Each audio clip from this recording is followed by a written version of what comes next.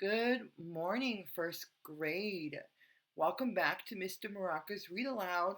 Today, Mr. Maraca is having his glasses for reading, and we are going to read chapter 4 today out of the book Judie B. Jones, first grade boss of lunch. All right. So last time we read about how Judie B. Jones got her new lunchbox and showed it off to her friends Herb and Josue. And now we're going to see a different new character, Mrs. Gladys. All right.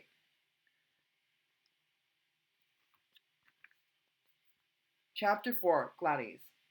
Mrs. Guntsman, Mrs. Gladys Guntsman.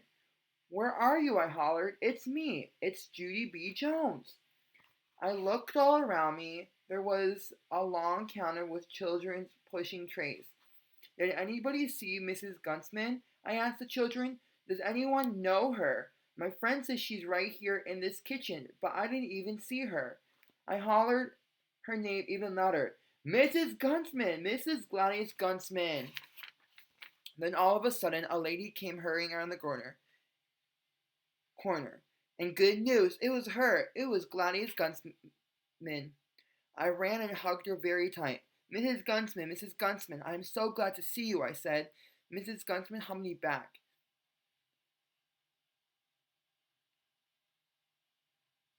Judie B. Jones, I'm glad to see you too, she said. I smiled at her. She was wearing her same big white apron from last year. Whoa, just look at you, Mrs. Guntsman, I said. You didn't change a bit.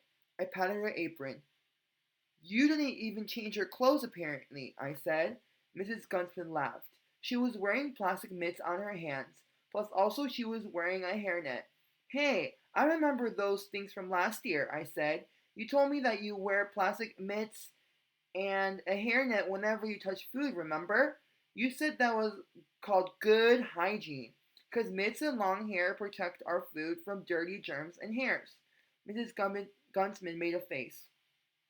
Are you sure that's the way I put it? She asked. I skipped all around her in a circle. Hey, Mrs. Gunsman, now that you found me, you can start bringing cookies to my room again. I held up one finger.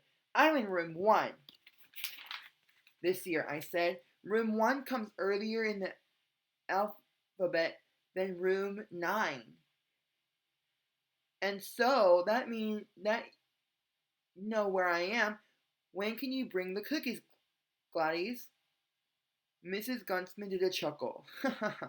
She leaned down next to me and patted my arm. And then don't call me Gladys.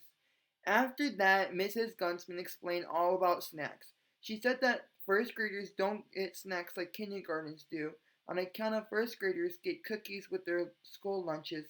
I did a big frown at that news.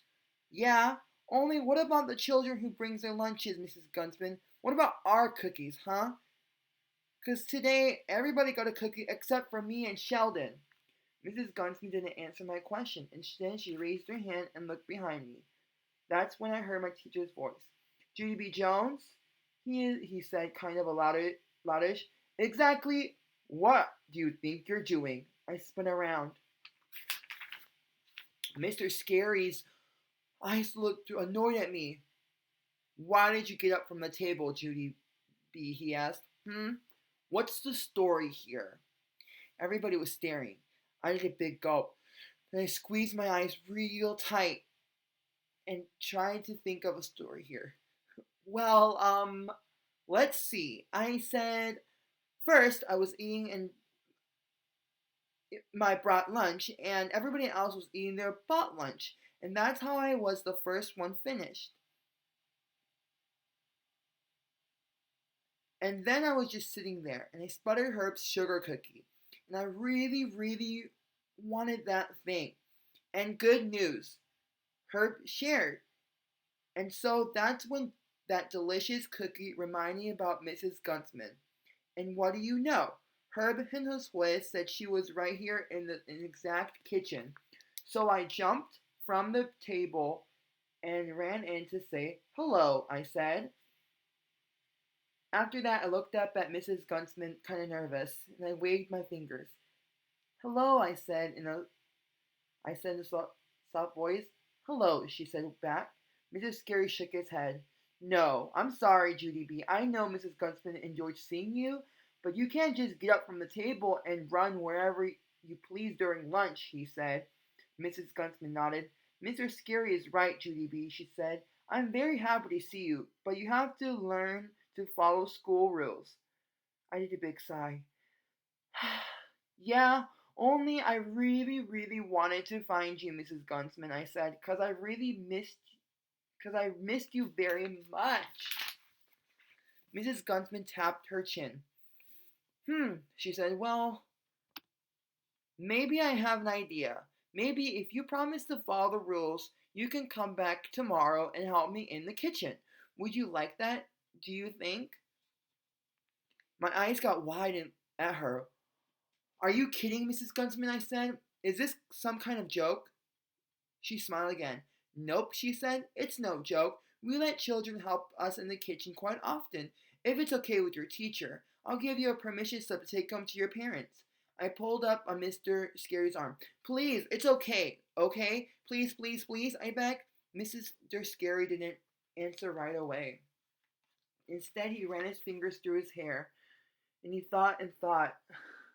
He finally said it. Mr. Scary said it's okay. I clapped my hands and danced and twirled.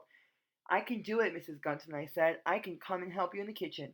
Excellent, said Mrs. Guntsman. Then I reached behind the counter and she handed me a permission slip. And that is not all, because she reached back there one more time and she pulled a pair of brand new plastic mitts. Here, she said. These are for you. You can wear them around your house tonight and get used to them.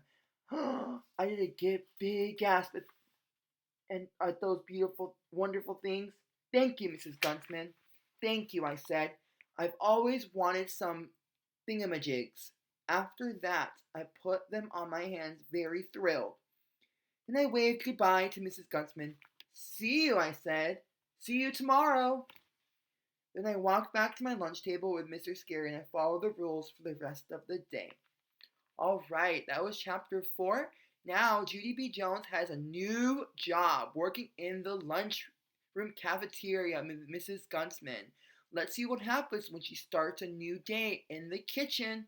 And let's see what happens when she tells the news to her parents.